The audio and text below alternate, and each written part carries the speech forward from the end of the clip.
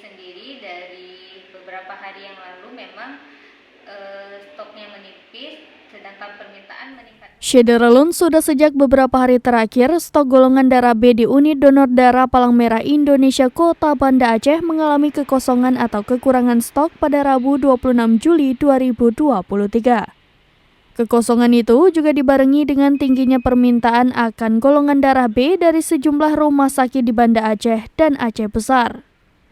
Manajer Kualitas UDD PMI Kota Banda Aceh, Dr. Mutia mengatakan, per hari ini saja pihaknya masih belum bisa memenuhi semua permintaan darah dari sejumlah rumah sakit.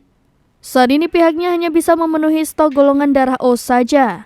Namun untuk jenis golongan darah A, AB, permintaan dari rumah sakit lantaran stok darah untuk kedua golongan darah tersebut menipis.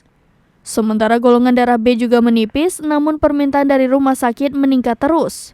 PMI Kota Banda Aceh meminta pada masyarakat untuk bersama-sama mendonor darah untuk diberikan kepada mereka yang membutuhkan. Sendiri dari beberapa hari yang lalu memang stoknya menipis, sedangkan permintaan meningkat terus.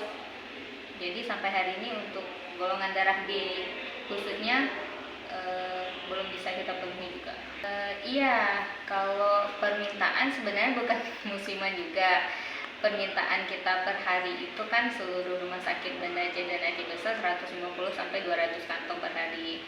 Sedangkan yang bisa kita penuhi kalau donor darah di lapangan banyak bisa kita penuhi.